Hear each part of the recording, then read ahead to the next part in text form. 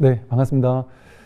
오늘은 이제 그 팔정도 공부하는 중에 이제 지난 시간까지 정견에 대해서 말씀을 드렸고요. 오늘은 이제 정견의 이제 두 번째 정사유에 대한 이야기입니다.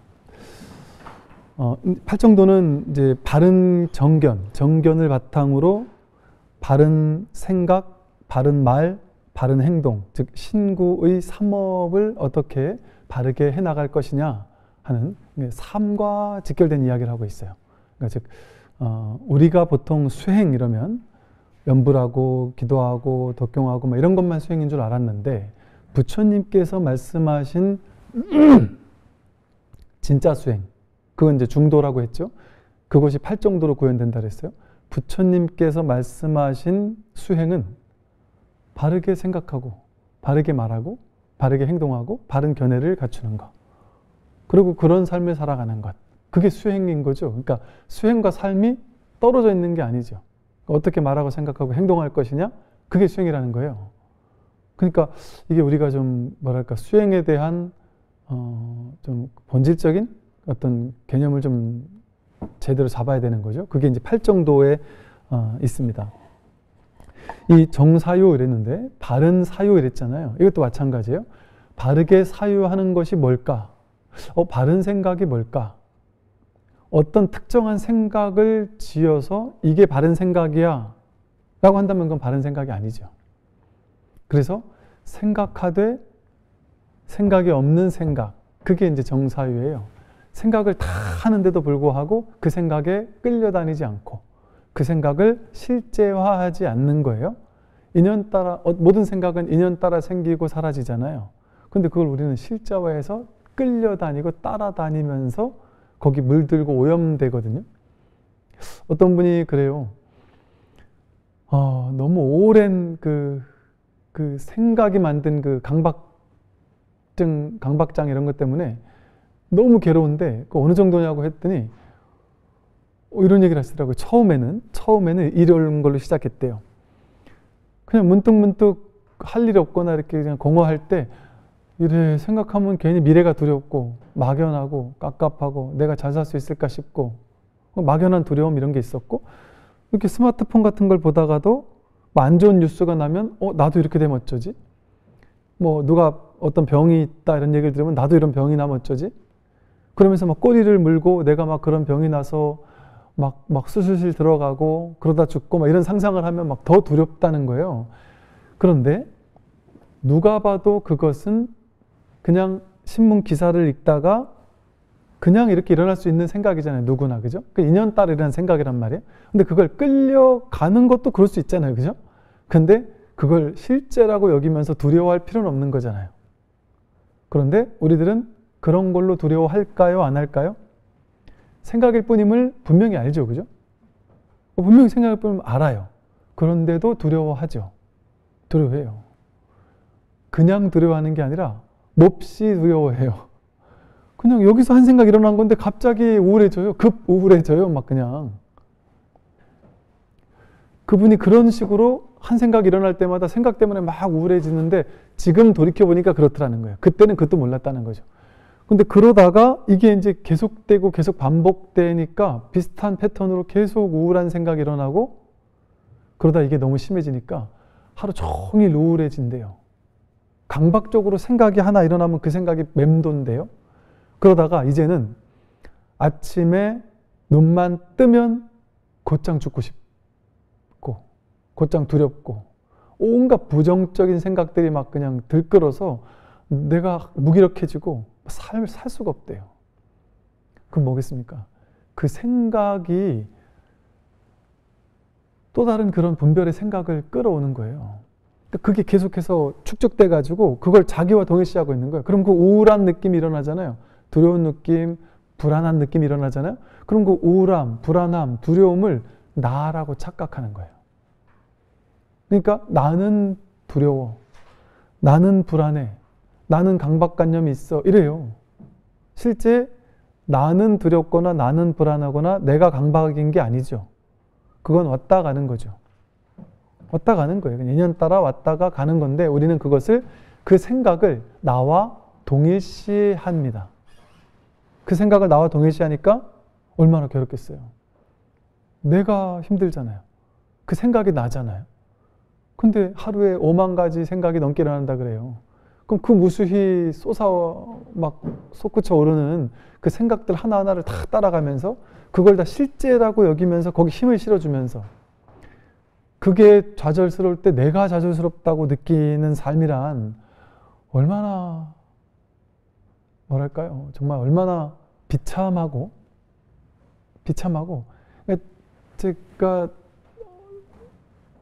제가 정말 이런 느낌을 많이 받았었어요. 그냥 이 비참함이 막 너무 가슴을 칠 정도로 막 비참한 거예요. 내가 생각에 끌려다닌다는 사실이 너무 꼴보기도 싫고 더럽고 치사하고 바보 같고 정말 얘가 미쳤구나 싶고 훤히 아는데도 불구하고 이거를 끌려가는 내 모습을 보면서 정말 얘는 미쳤다. 이 생각이 진짜 미친놈이다. 와, 얘를 내가 의지해서 내가 앞으로도 이렇게 살아가야 된다라는 것은 악몽이다, 악몽. 와, 이건 진짜 상상할 수 없는 미친 짓인데? 이런 느낌이 드는 거예요. 불교 공부해서 알거든. 이게 이 분별이 생각일 뿐이라는 걸 아는데도 불구하고 끌려다니는 게 더 억울하잖아요. 그런데 이게 이제 고성제거든요, 어찌 보면. 내가 이 생각이 나를 이렇게 괴롭게 만드는가라는 걸 한번 이렇게 몸서리 칠 줄 알아야 돼요. 이거를 출리라 그래요, 출리. 한번 떠나야겠다는 생각을 한번 내야 된단 말이에요, 간절하게. 그 출리의 공덕이래요. 이 세간에 막 즐겁고 재밌잖아요, 세간 사는 게. 근데 이게 몸소리치기 싫은 거구나라는 걸 한번 알고 출리, 떠나야 되겠다. 정말 영원히 떠나야 되겠다. 그 마음을 한번 딱 진하게 갖는 게, 그래서 이 괴로움에서 해결돼야 되겠다라고 발심하는 마음을 갖는 게 그게 출리의 공덕이거든요. 부처님께서 말씀하신 시론, 계론, 생천론 정도 보시, 계율, 선인선과 악의 낙과 같은 좋은 일 하면 착한 데 갑니다. 이런 쉬운 설법하다가 조금 근기가 올라간 사람에겐 제욕의 과환, 욕망, 집착은 우리를 괴롭힌다. 오히려 나를 괴롭히는 거다. 이런 설법을 했다가 조금 더 수준 높여서 설법할 때 출리의 공덕을 설했단 말이에요. 이 생사법의 현실 세계가 이게 실제냐, 이게 진짜냐, 이게 진짜 좋은 것이냐, 그걸 통찰해가지고 이게 몸소리치기 싫은 건 줄 알아야 된다. 여기서 벗어나야 되겠다라는 그런 출리심을 일으켜야 된다 이래요. 그래서 이게 출가심이 바로 출리심이거든요. 출가하겠다라는 마음이 머리 깎아야 출가가 아니라 출리심을 일으키는 것. 그래서 심출가하는 거. 근데 이 공부 내가 죽기 전에 이 공부 내가 끝마치고 죽어야 되겠다. 이게 제일 중요한 공부 아니냐. 그래서 이 현상세계에 내가 끌려다니며 사는 삶이 지금까지 몇십 년 해보니까 이게 지긋지긋하다. 생각에 끌려다니는 것도 지긋지긋하고 돈, 명예, 권력, 지위 같은 데 끌려다니는 것도 지긋지긋하고 근데 이렇게 더 이상 못 살겠다. 여기서 내 벗어나야 되겠다라고 한번 출리심을 강하게 일으키는 것. 그걸 발심수행자라 그래요. 발심한 사람이라 그래요. 그래서 이렇게 발심을 해서 탁 출리심을 일으켜야 되는데 뭘 보고? 이 현실에서 내가 그렇게 끌려다니는 걸 보고. 보세요. 왜 생각이 지긋지긋하냐? 이 세상 전부 다 생각이에요. 내가 지금까지 살아왔던 삶 전체가 생각이에요. 이런 삶이 실제 있었던 게 아니라 그게 다 생각이에요. 내가 태어났고 내가 지금 몇십 년을 10대 때, 20대, 30대를 거쳐서 지금 이렇게 살아왔어. 생각이에요. 망상이고 분별이에요.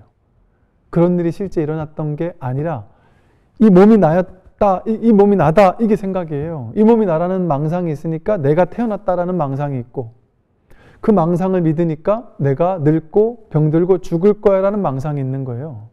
생로병사라는 게 전부 다 망상이 생각이에요. 일체가 실제한다라고 느꼈던 이 모든 것들이 전부 다 생각이 만들어낸 거고 만법 유식이었구나. 전부 다 이 분별의식이 만든 허망한 착각이었구나라는 거에 한번 몸서리쳐지는, 그래서 그걸 한번 뚜렷하게 진짜로 보는 거. 그게 정사유거든요. 바르게 사유하는 것. 사유할 건 다 하지만 그 사유에 내가 끌려가지 않겠죠. 그렇게 되면. 생각이 실제가 아닌 줄 아니까. 생각은 정사유, 바르게 사유한다 그랬어요. 어떻게 바르게 사유? 연기법적으로 사유한다 그랬어요. 아, 생각은 인연 따라 생겨나고 인연 따라 사라지는 거였구나. 근데 이 연기법이 깊어지면 인연 따라 생겨나고 사라지는 건 아무 실체가 없단 말이에요. 지난 시간에 이게 두들기는 게 좋은 것도 아니고 나쁜 것도 아니고 인연 따라 그냥 이렇게 생겼다 사라지고 아무 의미가 없잖아요. 그냥 이거이듯이 여기 아무 문제가 없듯이 생각도 인연 따라 생겨나고 사라지기 때문에 그건 이것과 똑같아요. 이 소리가 왔다 가는 게 내 인생에 뭔 상관이 있어요. 그거 왔다 가는 거지. 똑같이 생각도 마찬가지.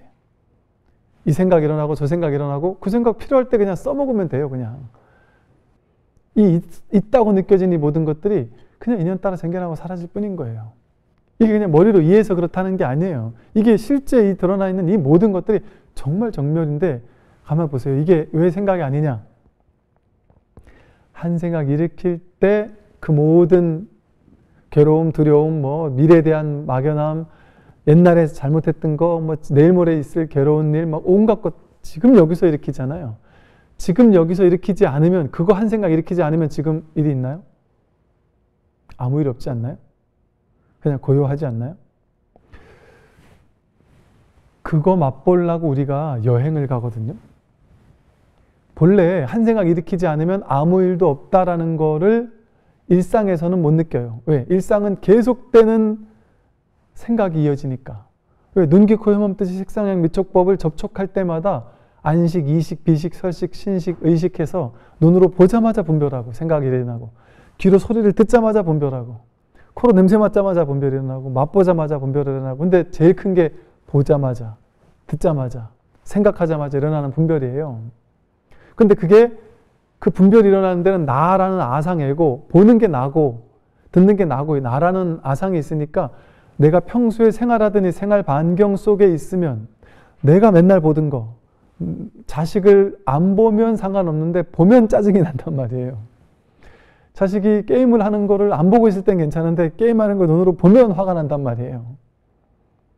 즉 보면, 접촉하면, 접촉을 통해서 눈으로 보게 되면 안식이 일어나서 분별의식이 일어나서 막 화가 나고 분별심이 일어나서 괴롭단 말이에요.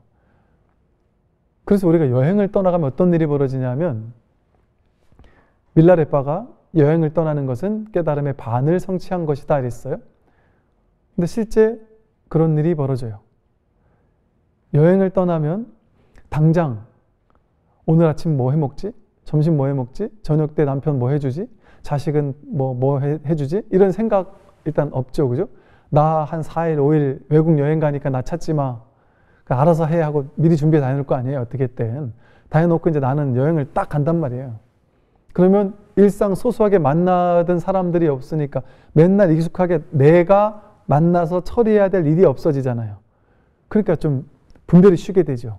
보는 데서 오는 분별이 얼마나 많은데 그게 쉬게 된단 말이에요. 들리는 소리에서, 관계에서 오는 분별이 얼마나 많아요. 근데 그걸 쉬게 된단 말이에요, 잠시. 그러니까 분별하는 일이 많이 줄어든단 말이죠.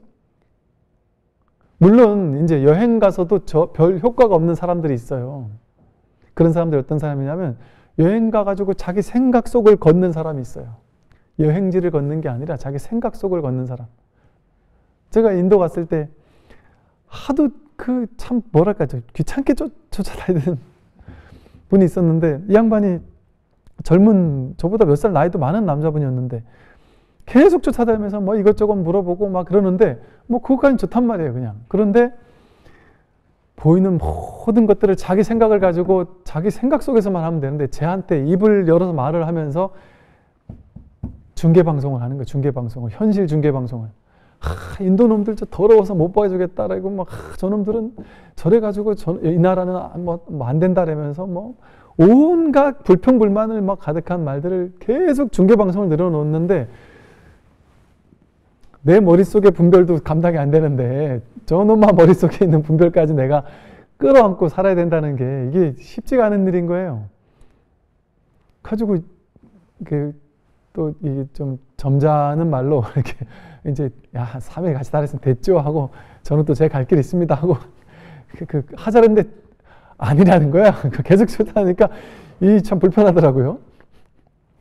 그랬던 적이 있었는데 그렇게 현실을 이 머릿속에 있는 생각을 가지고 중계방송하고 다니면 있는 그대로를 있는 그대로 보는 그 진짜 여행의 묘미를 잃어버려요. 여행지에서의 그냥 막연하게 한 생각 일으키지 않고 그냥 좋은 걸 보면 하염없이 가만히 보고 있는 게 좋잖아요. 그냥 하염없이 가만히 그냥 보고 있는 게 좋단 말이에요. 해 뜰 때나 해질 때 언덕배기 위에 올라가서 해지는 걸 오롯이 그냥 하염없이 바라보고 있는 게 좋단 말이에요. 그럴 땐 생각이 개입되지 않아요. 그냥 딱 생각이 멈추면서 그냥 그걸 직접적으로 경험하게 된단 말이죠. 그게 명상이거든요, 말하자면. 분별이 일어나지 않는 거예요. 그게 바로 정사유예요. 생각이 일어나지 않는 거예요. 생각이 일어나더라도 그 생각을 따라가지 않는단 말이에요. 끌려다니지 않는단 말이에요. 근데 일상에서는 우리가 맨날 생각이 끌려다니잖아요. 근데 여행에 가면 훨씬 그 분별이 잦아든단 말이죠. 근데 그 분별이 잦아들면 세상이 아름답게 보이지 않던가요? 여행지는. 근데 예를 들어 부산 사는 맨날 바다 보고 사는 사람이 그 바닷가 아름답다 하겠어요? 맨날 그 아름답게 보는 게 태어나면서 지금까지 맨날 그걸 보고 살았으니까 아름다운지 잘 모르는 거예요. 익숙해지니까. 익숙한 그 관념으로 보니까. 근데 여행지가 아름다운 건 왜 그래요? 투명하게 바라보니까. 그냥 비춰보는 거예요. 쉽게 말해. 생각으로 해석하지 않고 비춰보는 확률이 훨씬 높아진단 말이죠. 그러니 이것을 우리가 삶의 어떤 구현하는 것, 그걸 이제 불교에서 말하는 명상이에요. 명상. 있는 그대로를 있는 그대로 비춰보는 거. 그걸 명상이라고 하잖아요. 몸의 감각을 그냥 비춰본다. 호흡을 그냥 비춰본다. 보이는 걸 해석하고 분별하지 않고 그냥 바라본다. 이걸 명상이라고 하잖아요. 그럴 때 생각이 개입되지 않는단 말이죠. 그런데 일상에서는 우리가 일상에서는 항상 생각 속에 산다 이러니까 맞아요. 생각 속에 살아요. 저는 이 생각도 하고 저 생각도 해요. 이러잖아요. 내가 생각하던 그것만이 생각이 아니란 말이죠. 삶 전체가 통으로 생각이에요. 나다 하는 게 생각이에요. 망상이에요. 나다, 내 것이다, 내가 옳다 하는 이 아상, 그게 생각이에요. 아상이라 그랬잖아요. 상. 그게 모양, 이미지, 생각으로 만들어낸 개념, 이미지, 상이란 말이에요. 나라고 안 그러잖아요. 아상이라 그러지. 진짜 내가 아니라 나에 대한 개념, 이미지, 모양, 그걸 자기라고 착각하는 거예요. 아상이 있으니까 내가 바라보는 세상이 있죠. 내가 이미지, 내 생각, 내 이미지, 내 개념, 나라는 기준을 가지고 세상을 해석하는 그 세상이 있단 말이에요. 그럼 그 세상이 진짜 세상이겠어요? 내 생각으로 만든 생각 속의 세상이잖아요. 그러니까 진짜 세상은 우린 만나본 적이 없는 거예요. 뭐가 진짜 세상이에요? 이게 진짜 세상이에요. 근데 우리는 자기 생각 속의 세상을 본단 말이에요. 스님이 컵뚜껑 가지고, 컵받침 가지고 흔드는구나. 이렇게 바라보면서 자기 생각 속에서 이걸 보고 있단 말이죠. 그냥 이렇게 비춰지고 있는데, 100% 드러나 있는데, 우리는 자기 생각을 가지고 지금까지, 태어나면서 지금까지 그렇게 살았단 말이에요. 몽땅 다 생각이에요. 몽땅 다. 하나도 남김없이. 그러니까 괴롭다. 난 저놈 때문에 괴로워 죽겠습니다. 저 사람이 저것만 바꾸면 전 괴롭지 않을 거예요. 윗사람이 꿍꿍거리지만 않으면 저는 괴롭지 않을 거예요. 직장 상사가 나를 괴롭히지만 않으면 난 괴롭지 않을 거예요. 남편이 이것만 바꾸면 저는 행복할 거예요. 남편이 담배만 끊으면 저는 행복할 거예요.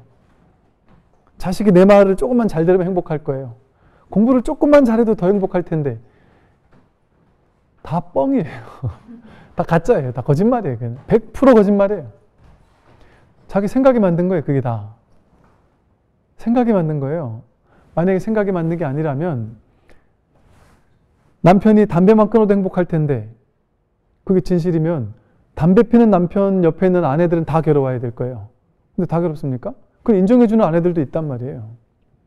야, 그거 인정해줄게. 다만 너도 내 담배 싫어하는 거 인정해줘라. 그러니까 내 앞에서는 피우지 말아줘라. 건강을 위해서라도. 뭐 이런 식으로 얘기를 할 수 있겠죠. 예를 들어. 근데 뭐 그거 자체는 인정할 수 있단 말이에요. 근데 자기 생각 속에서 그걸 인정해주는 아내는 나쁜 아내다. 나같이 절대 끝끝내 못 피게 10년, 20년, 30년이 지났는데도 불구하고 아직까지도 이걸 끊게 만들려고 노력하는 아내가 진짜 아내 아닙니까, 스님? 아니라니까요. 그런 거 진짜 좋은 아내 아니라니까요. 폭력적인 아내예요. 남편이 30년을 담배를 안 끊는 담배에 대한 집착이 심한 저 남편 이러지만 내가 담배 끊어야 된다라는 그 생각에 대한 집착이 나도 심한 사람 아니에요? 그럼 그 집착이나 이 집착이 똑같은 집착, 똑같은 거예요. 둘 다. 근데 이 집착은 생각 못 한단 말이에요. 왜? 이건 옳으니까. 옳다고 생각하니까. 이게 100% 옳다고 얘기할 수 있습니까? 담배 80, 90까지 살면서도 간이 생생한 사람도 있단 말이에요. 근데 조금만 펴도 간접흡연만 해도 간이 안 좋아지는 사람도 있을 수 있단 말이에요. 그러니까 알 수 없는 거예요. 근데 안다고 생각하면 거기서 괴로움이 생겨요. 그럼 보세요. 나는 그 한 생각을 옳다고 믿기 때문에 괴롭다고 느끼잖아요. 그럼 그게 어떻게 그 사람에게 달린 일이겠어요? 내 생각, 담배 피면 안 돼라는 그 생각, 담배 피는 저 사람 폐암 걸릴 거야. 그 내 생각 때문에 괴로운 거 아니에요. 사실은 우리가 면밀히 바라보면 그것도 자기를 위해서인 걸 수 있어요. 난 당신을 위해서 그러는 거야 하지만 당신이 담배를 피면 그러다가 예를 들어 빨리 죽으면 난 누구 의지하고 살아? 나거든요. 나는 어떻게 살아? 이게 자기 생각이에요. 자기 생각. 자기 생각을 충족시키고 싶단 말이죠. 자식이 문제가 있어서 괴롭다. 똑같아요.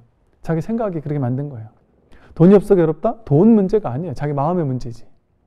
그 원시시대 사람들은 다 불행했었게요? 아프리카 사람들은 다 불행하게요? 돈 없으니까? 그렇지 않잖아요. 스님 저는 이건 제 문제가 제 생각 문제가 아니에요 하면서 이렇게 얘기하는 분이 계셨어요. 정치적인 엄청난 어마어마한 한쪽 편의 극단적인 소신을 가지고 계신 분이 계셨어요. 근데 그분은 이쪽 극단 진영에 있는데 저쪽 진영에 있는 사람을 천하의 나쁜 놈들, 정말 아무것도 모르는 사람들, 너무 지식이 없는 사람들로 몰아가면서 그 누구도 나한테 와서 토론을 하자. 난 다 깰 수 있다.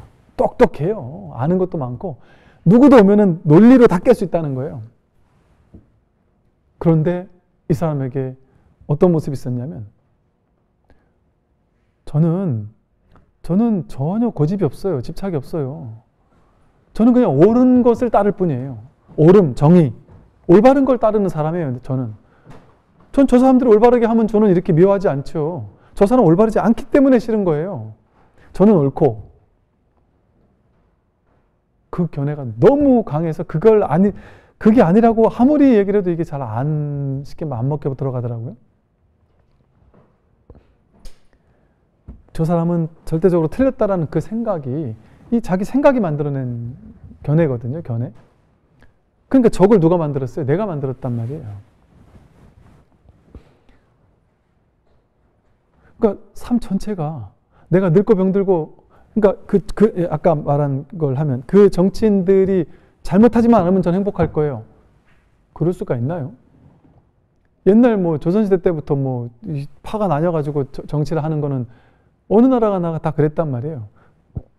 이게 분별의 구조이기 때문에 분별의 구조는 그게 최선이거든요. 옳다 그르다 맞다 틀리다 그거는 둘이 있어야만 그게 생겨요. 우주에 나밖에 없으면 내가 키가 큰지 작은지 알 수 없어요. 나보다 딴 사람이 하나 있어야 내가 큰지 작은지가 나오잖아요. 이쪽이 없으면 저쪽이 있을 수가 없어요. 저쪽이 없으면 이쪽이 있을 수가 없고 둘이 아니라니까요. 하나예요. 분별 속에서 나온 거거든요. 그러니까 세상 탓한단 말이에요. 세상이 바뀌면 나도 행복할 텐데 우리나라가 아름답지 못한 헬조선이라서 내가 괴롭다. 그 어리석음이에요. 그게 다 자기 생각으로 만들어낸 것이거든요. 그러니까 이 공부를 하게 되면 이 정사유를 바르게 깨닫게 되면 첫째, 남 탓하지가 않아요. 세상 탓하지 않아요. 물론 그렇다고 해서 세상을 바꾸려는 노력을 할 수 있어요. 또 그런 것을 직업으로 하는 사람은 그걸 최선을 다해서 해요.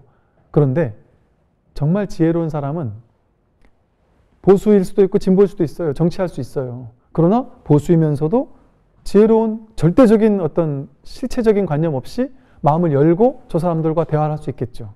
이 사람도 마찬가지겠죠. 그런 정치인들이 불교에서 말하는 이 중도적인 정견 정사유적인 이 올바른 중도적인 안목을 갖춘 정치인들이 나온다면 그 정치는 보수에 있을 수도 있고 진보에 있을 수도 있고 어디 있어도 상관없어요. 거기에 과도하게 집착하지 않으니까. 그럼 아마 그런 사람들끼리는 대화도 더 잘 통할 거예요. 왜? 상대방을 적으로 간주하지 않으니까. 마음을 열고 있으니까. 이게 진정한 평화를 가져오는 거거든요, 현실에. 근데 현실은 평화가 없어요. 생각 속을 거닐 때는. 왜? 생각 자체가 분별심이거든요. 생각 자체가 둘로 나누어서 하나는 옳고 하나는 틀렸기 때문에 이쪽에서 저쪽으로 가야 돼요. 오른쪽에서 틀린 쪽에서 오른쪽을 찾아가는 게 우리 인생인 거예요. 이러는 동안에는 옳은 사람이 있고 틀린 사람이 있어요. 옳은 세계가 있고 틀린 세계가 있고 옳은 삶이 있고 틀린 삶이 있어요. 그런 사람은 죽을 때까지 무쟁삼매가 될 수 없어요. 끊임없는 다툼, 끊임없는 전쟁 속을 살아요. 단 한시도 평화가 없습니다. 고요함이 없어요. 그러면 세상이 고요하지 못해서 고요함이 없는 게 아니에요. 자기가 고요하지 못해서 세상이 시끄러운 거예요. 세상은 사실은 이 시끄러운 이대로, 내 마음에 안 드는 부조리가 많은 이대로 사실은 정멸이에요. 부처님이 깨달으신 것은 이걸 깨달은 거거든요. 부처님이 세상 쫓아가는 공부를 하셨다면 부처님이 깨닫고 나서 어떻게든 세상 사람들 다니면서 막 가난한 사람은 다 돈 나눠주고 막 하면서 했어야 될 거 아니에요. 실제 이런 분들 계시거든요. 저는 행복할 수가 없어요. 왜요? 세상이 이렇게 굶주리고 있는데 어떻게 행복할 수 있어요? 그러면서 그 사회복지 하는 분들 중에 이런 말 하는 분 봤어요. 저는 좀 무서웠어요. 어떤 말을 하냐면 사회복지 하는 건 좋죠. 근데 그분이 나같이 사회복지 하는 사람은 너무 옳은 사람인데 정말 세상 나쁜 놈들은 말이죠. 지금 어떻게 그게 이 맛있는 음식이 목에 넘어갑니까? 아프리카에 다 죽어가고 있는데 맛있는 음식을 그렇게 먹을 수가 있습니까? 칼질하면서 뭐 고급 레스토랑에서 음악을 들으면서 이럴 수가 있습니까? 그다 위선적인 사람들이에요.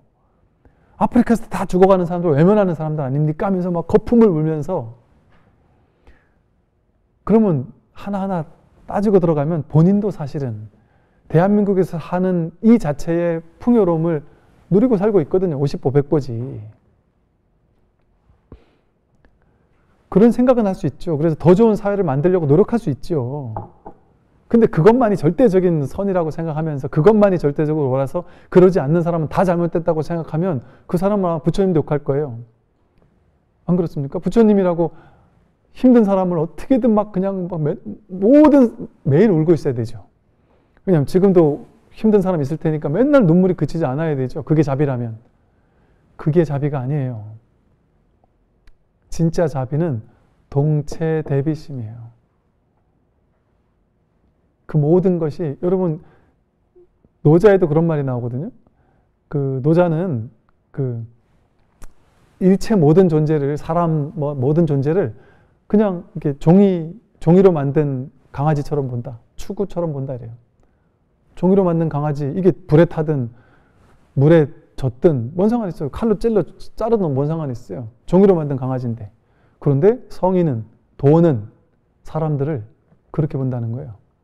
사람 죽는 거 눈 하나 깜빡 안 한다는 거예요. 그게 도예요. 그게 자비심이에요. 이게 분별로 들으면 충격적인 말로 들리고 저 스님 미쳤나 할 수도 있겠지만 도는 우리가 태어나는 건 성스럽고 아름다운 건데 죽는 건 괴로움이고 비참한 걸까요? 그건 자기 분별이잖아요. 여러분 만약에 죽지 않고 나 혼자 죽지 않고 영원히 산다고 생각해 보세요. 그 얼마나 충격이에요. 그게 공포 아니에요? 그게 무서운 거 아닙니까?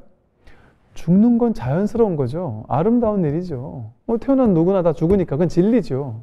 생로병사는 진리인데 재행무상이거든요. 생겨난 건 반드시 사라지는 게 아름다운 거예요. 생겨났는데 사라지지 않는 거는 인과법을 무시하는 거거든요. 연기법을 무시하고 산 말이 됩니까 그게? 그 인연이 드러나고 사라지는 자체가 아름다운 거예요. 젊음도 아름답지만 늙어가는 것도 아름다운 거고요. 꽃이 피는 것도 아름답지만 가을에 단풍 지는 것도 아름다운 거죠. 사람이 죽는 것도 아름다운 거예요. 근원에서 본다면. 그런다고 막 죽게 된다는 얘기가 아니라 그게 차별이 없는 거예요. 분별이 없는 거예요. 이 근원 자리에서 본다면. 그런데 우리는 태어나서 어릴 때 그 아무것도 모르던 투명하던 모를 뿐이던 이 아이가 태어나서 부모님에게 하나하나 배우고 듣고 분별의식을 만들어내고 옳고 그름의 기준을 만들어내고 세상은 이런 거야. 너는 이 몸이 너야. 너는 늙고 병들고 죽을 거야. 너는 남들과 경쟁해서 이겨야 돼. 이게 어찌 보면 부처님께서 이 세상이 고해바다라고 하신 게 참 절절히 와닿지 않나요? 세상 사람들 모두가 지금 학교에 가보세요. 그 10대, 20대 그 뛰어놀아야 될 그 친구들과의 우정을 쌓고 행복하게 뛰어놀아야 될 그 친구들과의 그 따뜻한 사랑을 느끼면서 서로가 서로를 위해주고 아껴주고 같이 웃어야 될 아이들이 자꾸 경쟁을 붙여서 등수를 나눠가지고 1등부터 꽁등까지 등수를 나누고 뭐 100분의 1 나눠서 막 몇 퍼센트 안에 들었냐 못 들었냐로 나누는 이런 무자비한 현실 속에 우리가 살고 있잖아요. 제 학교 다닐 때 친구들을 보니까 공부 잘했던 사람이 지금 더 행복하게 잘 사느냐? 그렇지 않더라고요. 그때 공부는 막 그냥 그럭저럭 했는데 지금 아주 큰 회사를 기발한 아이디어로 막 큰 회사를 해서 이렇게 막 성장시키는 친구도 있고요. 또 돈은 못 벌더라도 현실이 너무 행복한 친구도 있고요. 또 돈을 아주 우리 뭐랄까 이렇게 FM대로 좋은 회사 나오고 했는데도 불구하고 현실이 너무 팍팍하고 괴로운 친구도 있단 말이에요. 그게 진짜 보장해주지 않더란 말이죠. 현실과 다르더란 말이죠. 그러니까 이 공부라는 그 하나의 기준, 그거 가지고 사람을 이렇게 등수 나누면서 이렇게 나누는 시대에 이렇게 살고 있다라는 것이 이게 뭐 제가 이게 세상을 뭐 무조건 다 잘못됐다 이런 얘기가 아니라 근원에서 이 무분별지를 가르쳐 주는 데가 한 군데도 없단 말이죠. 세상에. 우리 태어나서 학교 다니면서 6년, 12년, 한 16년 학교 다니면서 이 마음 공부 이거 배워본 적 있냔 말이에요. 무분별지를 배워본 적 있냔 말이죠. 지식만 배웠지. 왜 사람을 지식으로 이렇게 줄을 세워야 될까요? 그거는 싸움 붙이는 일인 거예요. 쉽게 말해. 무쟁삼매가 아닌 거예요. 금강경에서는 이 마음을 깨달으면 무쟁삼매, 다툼이 없는 삼매를 증득한다 이래요. 다툴 수가 없어요. 진짜 내가 누구인지를 자기 본래 면목을 확인하게 되면 이 몸이 내가 아니라 이 세상 전체가 자기였구나. 보사님이 지금 이렇게 책장 넘기고 다리를 오므리고 하는 이거 제가 말하는 게 부처고 여러분이 고개를 끄덕이는 게 부처고 이게 하나가 하는 거예요. 제가 강의하는 사람, 여러분이 강의를 듣는 사람 하나가 하고 있단 말이에요. 하나가. 여러분이 저고 제가 여러분이라니까요. 옛날에 이승철 노래 넌 또 다른 나 막 이런 거 옛날에 들은 기억이 나는데 넌 또 다른 나라니까요. 정말로. 이게 뭐 사랑 타령하는 그런 개념이 아니라 일체 삼라만상 온 우주 전체가 자기예요. 자기. 진짜 자기예요.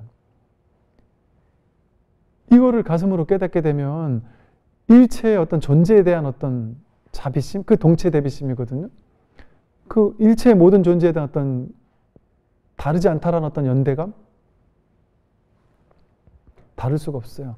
그 누구와도 싸울 수가 없어요. 싸울 필요도 없고. 싸우는 관념을 가질 수가 없어요. 그래서 우리가 이 정사유를 경전에서 뭐라고 했느냐면요. 어떤 것이 정사유인가? 탐욕을 뛰어넘는 생각, 성냄을 뛰어넘는 생각, 해침이 없는 생각이다 이랬어요. 이 바른 사유를 하게 되면 너와 내가 둘이라는, 내가 따로 있고 너가 따로 있다라는 이런 망상의 생각에 입각해서 살지 않아요. 그야말로 동체 대비심, 정말 이 허공 전체가, 온 우주법계 전체가, 삼천대천세계 전체가 법신이 바로 부처구나. 법신이 바로 부처구나. 그런데 내 거를 챙기겠습니까? 탐욕을 일으키겠어요? 상대방 걸 내 걸로 가져오면 내가 내 거를 훔친 것과 똑같아서 이게 어리석은 일인데 자연스럽게 오는 거야. 열심히 일하면 올 수 있지만 그게 아니라 억지로 남들 걸 탐욕을 일으켜서 도둑질을 한다든지 이런 일이 일어날 수 있겠냔 말이죠. 불가능한 일인 거예요. 불가능한 일. 그러니까 억지로 탐욕을 없애려고 노력하라는 얘기가 아닌 거예요. 이 자기 진짜 내가 누군지, 삶이 무엇인지, 오온 개공이라는 것을 부처님께서 말씀하신 연기법을 온초계라고 해서 5원 12처 18개가 본래 공하다는 사실을 자각하게 된다면 저절로 탐욕이 생길 수가 없어요. 탐욕이 일어날 수가 없어요. 또 진심, 성냄이 일어날 수가 없어요. 누구를 미워할 수 없어요. 화내고 썩내면서 남들과 시비하고 다투면서 성내고 싸울 수가 없어요. 그들이 난데 어떻게 그럴 수가 있겠어요. 그런다고 현상적으로 화도 한 번도 안 내는 사람으로 변만다는 건 아니에요. 인연 따라 화를 낼 수 있어요. 그러나 쉽게 말하면 그때뿐이란 말이에요. 거기 끌려다니지 않는단 말이에요. 이 법의 자리에서 인연 따라 화를 내는 거지. 그리고 여기서 하는 말이 탐욕이 없고 성냄이 없고 해침이 없는 생각이라고 그래요. 상대방을 해치고자 하는 마음이 없어요. 이게 보통은 탐진, 치, 삼독이라 그러잖아요. 근데 탐진, 해침이 없는 생각이 있단 말이에요. 왜? 이 같은 말이에요. 어리석음, 무명. 어리석을 때는 너와 내가 둘이라고 둘로 나누는 이 법으로 본단 말이에요. 둘로 나누어 본단 말이죠. 그러니까 내가 어떻게든 경쟁으로 남들을 이겨야 돼요. 내가 잘 되려면 남들을 해쳐서 밟고 일어나야 돼요. 그럼 세상은 곧 약육강식에 싸워 이겨야 하는 곳이에요. 경쟁에서 이겨야만 살아남는 곳이에요. 그러면 어떻게든 남들을 해치고서라도 내가 이겨야만 되는 그런 세상이 돼버려요. 그리고 실제 뭐 회사나 이런 데서도 보면 그러기 위해서 얼마나 겉으로는 웃지만 속으로는 얼마나 우리 모두가 이중적인 사람으로 살고 있어요. 그런 사람들이 많이 있어요. 저도 이제 나름대로 어쨌든 이렇게 사회생활도 해보고 하다 보니까 그런 것들을 너무나도 생생하게 목격을 많이 했죠.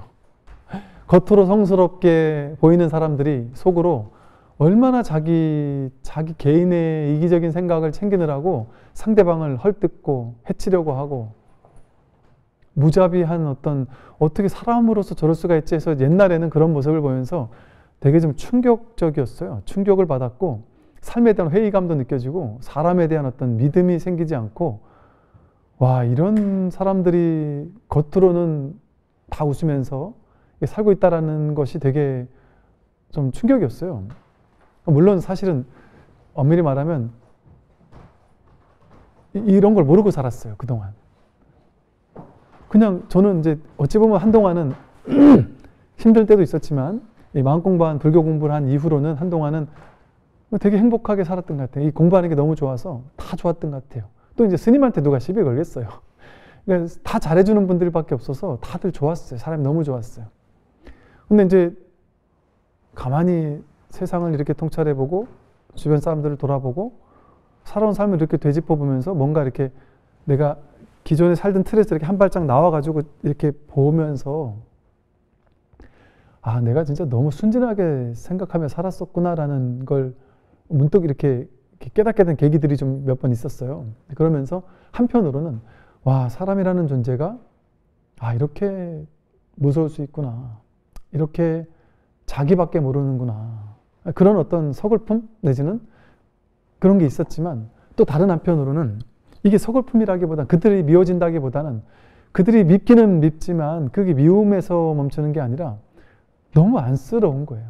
정말 너무 안타깝고 저렇게 살 수밖에 없는 삶이라는 것이 그게 그 사람이 나쁜 놈이라서가 아닌 거거든요. 어리석어서 그런 거거든요. 그래서 옛날에 제가 고등학교 때 어떤 우리 고등학교 불교학생 선배가 와서 불교 공부를 많이 했다라면서 강의를 한번 했는데 그분이 그 얘기를 했어요. 불교에서는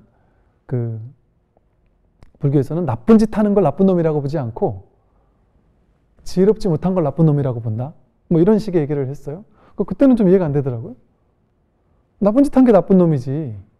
어리석은 게 왜 나쁘지? 어리석으면 어리석을 수 있지, 사람은. 어리석은데 착한 사람도 많잖아. 어리석으면 왜 나쁜 거야? 어리석은 사람이 오히려 더 착할 수 있는데? 이런 이제 의문이 있었단 말이죠. 어리석음이 나쁜 놈이에요. 어리석음이 중생이고 어리석으면 내가 나빠질 수밖에 없어요. 탐내는 생각, 성내고 화내는 생각, 남을 해치려고 하는 생각이 일어날 수밖에 없어요. 어리석으면. 왜? 어리석으면 이게 난주를 착각한단 말이에요. 이걸 나라고 착각하는 삿된 견해가 생긴단 말이에요.